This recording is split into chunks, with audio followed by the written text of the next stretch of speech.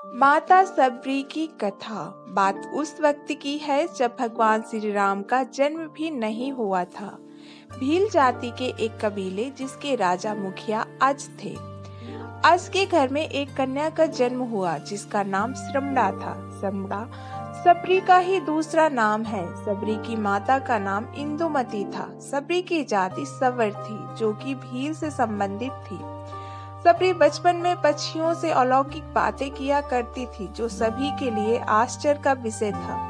धीरे धीरे सबरी बड़ी हुई लेकिन उसकी कुछ हरकतें अज और इंदुमती के समझ से परे थे। समय रहते सबरी के बारे में उसके माता पिता ने किसी ब्राह्मण से पूछा कि वो वैराग की बातें करती है। ब्राह्मण ने सलाह दी कि इसका विवाह करा दो। राजा अज और भील रानी इंदुमती ने सबरी के विवाह के लिए एक बाड़े में पशु पक्षियों को जमा कर दिए। फिर जब इंदुमती सबरी के बाल बना रही थी तो सबरी ने पूछा कि माँ, हमारे बाड़े में इतने पशु पक्षी क्यों हैं? तब इंदुमती बताती है, ये तुम्हारे विवाह की दावत के लिए है। तुम्हारे विवाह के दिन इन पशु पक्षियों का विशाल भोज तैयार किया जाएगा। सबरी को ये बात कुछ ठीक नहीं लगी। मेरे विवाह के लिए इतने जीवों का बलिदान नहीं देने दूंगी। अगर विवाह के लिए इतने जीवों की बलि दी जाएगी तो मैं विवाह ही नहीं करूंगी। श्रमड़ा ने रात्रि में सभी पशु पक्षियों को आजाद कर दिया। जब श्रमड़ा बाड़े की किवाड़ का खोल रही थी तो उसको किसी ने देख लिया। इस बात से सबरी डर गई। सबरी वहां से भाग निकली। सबरी भागते भागते ऋषिमुख पर्वत पर पहुंच गई जहां पर 10,000 ऋषि रहते थे। सबरी को इस बात का अनुमान ही नहीं था कि वो निचली जाति की है और ऋषि उनको अपने आश्रम में स्थान नहीं देंगे। इसके बावजूद सबरी छुपते हुए कुछ दिनों तक, जब तक वो पकड़ी नहीं गई, रोज सवेरे ऋषियों के आश्रम में आने वाले पत्तों को साफ कर देती थी और हवन के लिए सूखी लकड़ियों का बंदोबस्त भी कर देती थी। बड़े ही भाव से सबरी सुविधाओं से लकड़ियों को ऋषियों के हवन कुंड में पास रख देती थी। कुछ दिनों तक ऋषि समझ नहीं पाए कि कौन है जो उनके सारे नित्य काम निपटा रहे हैं, कहीं कोई माया तो नहीं। फिर जब ऋषियों ने अगले दिन सवेरे जल्दी सबरी को देखा तो उन्होंने सबरी को पकड़ लिया। ऋषियों ने सबरी से उनका परिचय पूछा तो सबरी ने बताया कि वो एक भीलनी है। ऋषियों ने भीलनी को नीच जाति का बताकर उसको ताड़ने लगे। तभी उसी समूह में एक ऋषि मतंग ने सबरी को उन ऋषियों से बचाया और उसको अपनी बेटी कहकर उसको एक कुटिया में शरण दी और सेवा करने को कहा।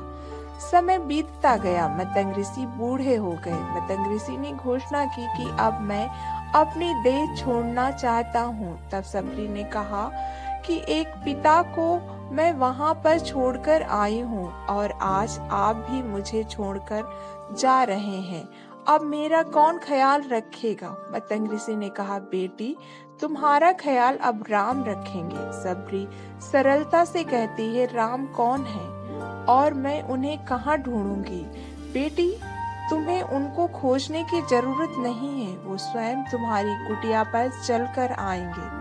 सबरी ने मतंग ऋषि की इस वचन को पकड़ लिया कि राम आएंगे। सबरी रोज भगवान के लिए फूल बिछाकर रखती, उनके लिए फल तोड़कर लाती और पूरे दिन भगवान श्री राम का इंतजार करती। इंतजार करते करते सबरी बूढ़ी हो गई लेकिन अब तक राम नहीं आए। फिर एक दिन आ गए जब सबरी के वर्षों का इंतजार खत्म होने वाला था। सबरी ने फूल बिछाकर रखे थे।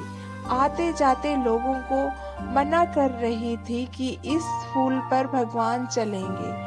सबरी श्री राम के लिए बेर तोड़कर लाई थी, ये निश्चित करने के लिए कि बेर मीठे हैं या खट्टे। सबरी ने बेर को चख चख कर उनको जूठे कर दिए। जब श्री राम आए तो सबरी एक पत्थर के आसन पर बैठी थी। सबरी ने पहली नजर में भगवान को पहचान लिया। सबरी ने भगवान का खूब आदर सत्कार किया और उनको जूठे बेर खिलाए। इस प्रकार सबरी के वर्षों का इंतजार खत्म हुआ था और उसको भगवान श्री राम मिले थे।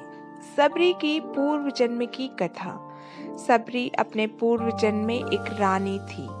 नाम परमहंसी रानी थी। एक बार कुंभ के मेले में परमहंसी रानी और राजा दोनों साथ में गए थे। राजा का वहां पर शिविर था।